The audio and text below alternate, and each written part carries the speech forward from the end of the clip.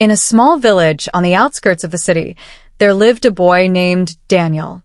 He was born into a world of hardship, with neither the warmth of a mother's embrace nor the guidance of a father's hand to steer him through life. His mother, young and overwhelmed by the weight of responsibility, had abandoned him when he was just a baby, leaving him at the doorstep of her elder brother's house.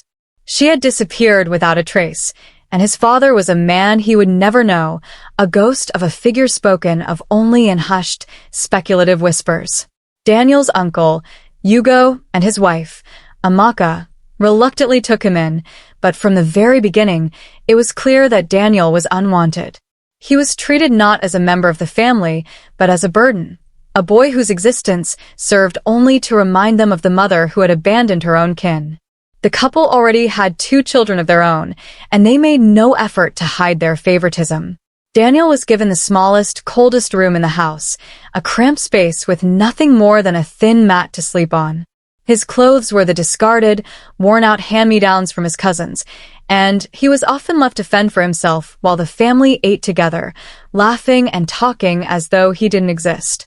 Life under Amaka's roof was a daily struggle for Daniel. She ruled the household with an iron fist, and every mistake he made, no matter how small, was met with swift punishment. If the dishes weren't cleaned to her satisfaction, he would be forced to redo them, often late into the night. If he spilled water while mopping the floors, she would smack him across the face, calling him clumsy and useless. Even worse, she never hesitated to blame him for things he hadn't done, accusing him of stealing food or breaking items that had already been damaged long before he touched them. The village knew of Daniel's plight, but no one intervened. To the outside world, Hugo and Amaka were a respectable family, and Daniel was just an orphaned boy who was lucky to have a roof over his head.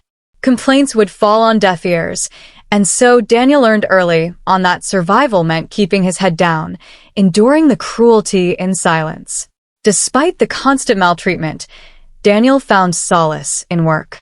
At the age of 12, he was sent to work in his uncle's warehouse, a large, dusty space filled with sacks of grain, boxes of goods, and various imported items that Hugo sold to nearby towns and villages.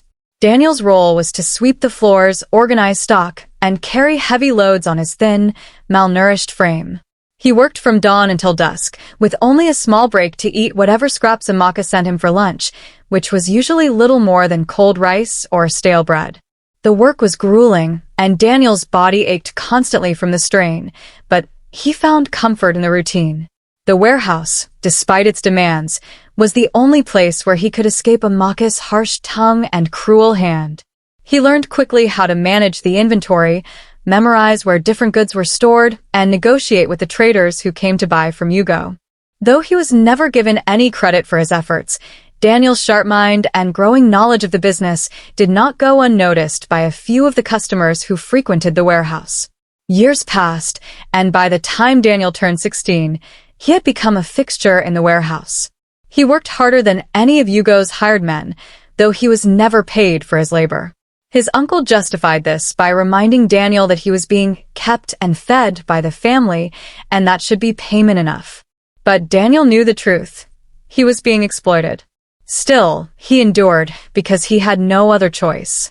He had no family of his own, no money, and no education beyond the basics he had picked up from a local school before Hugo pulled him out to focus solely on the warehouse. One day, a man named Mr. Okechukwu visited the warehouse. He was a successful businessman from the city, known for his thriving tire importation business. He was a man of few words, with a commanding presence that made everyone in the warehouse stand a little straighter when he walked in. Daniel, as usual, was busy stacking crates in the corner when Okechukwu entered the building to discuss a business transaction with Hugo. The 2 men spoke at length about shipments and prices, but as their conversation dragged on, Okechukwu's eyes drifted towards Daniel, watching the boy work diligently, lifting heavy boxes with an ease that belied his slender build. When their business was concluded, Okechukwu approached Daniel and asked Hugo about him. Hugo dismissed the boy as his nephew, there to help with the menial tasks of the warehouse. But Okechukwu wasn't convinced. He had seen the way Daniel handled the goods, the precision with which he organized the stock, and the attentiveness with which he responded to every instruction, even from afar. After some thought, Okechukwu made an offer that would change Daniel's life forever. He asked Hugo if Daniel could come and learn under him in the city, where he could be trained properly in the tire importation business.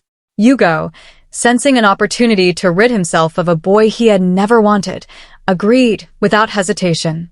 Amaka was more than happy to send Daniel away, knowing she would no longer have to deal with him in her house. And so, with nothing more than a small bundle of clothes and a few meager belongings, Daniel left the village and traveled with Okechukwu to the city. It was a place unlike anything he had ever seen, bustling streets, tall buildings, and a pace of life that was both exciting and intimidating. But for the first time in his life, Daniel felt a sense of hope. He had been given an opportunity, a chance to escape the chains of his past, and he was determined not to squander it. Under Okechukwu's mentorship, Daniel began to learn the intricacies of the tire business. He started from the ground up, working in the warehouse, just as he had done for Hugo, but this time he was treated with respect. Okechukwu taught him everything: how to identify quality tires, how to negotiate with suppliers, how to manage shipments and deliveries. Daniel soaked up the knowledge like a sponge, staying late into the night to study records and memorize the flow of business. It wasn't long before Okechukwu saw the potential in Daniel. The boy had a sharp mind and an eye for detail that set him apart from the other workers. Over the years, Okechukwu began to entrust Daniel with more responsibility, allowing him to handle deals with clients, manage imports, and oversee operations. With each passing year, Daniel's confidence grew, as did his reputation within the industry.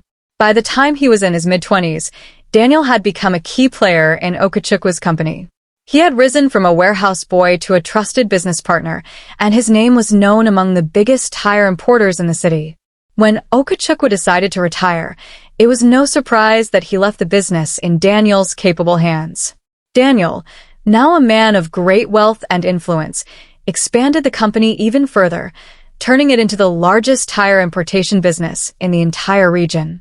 Though Daniel had achieved incredible success, the scars of his past never fully faded. He carried with him the memory of the boy who had been abandoned by his mother, mistreated by his relatives, and exploited by those who were meant to care for him. But those memories also fueled his drive, pushing him to prove to the world that he was more than the sum of his suffering. In time, Daniel became known not just for his business acumen, but for his generosity. He never forgot the hardship he had endured, and he made it a point to give back to others who were struggling, just as he once had. He built schools in the village where he had grown up, ensuring that no child would be denied an education. He opened warehouses across the city, providing jobs to young men who, like him, had once been overlooked and undervalued. Though his mother remained a distant, painful memory, and though his relationship with his uncle and aunt had long been severed, Daniel found peace in the life he had built. He had risen from nothing, defied the odds, and carved out a place for himself in a world that had once rejected him.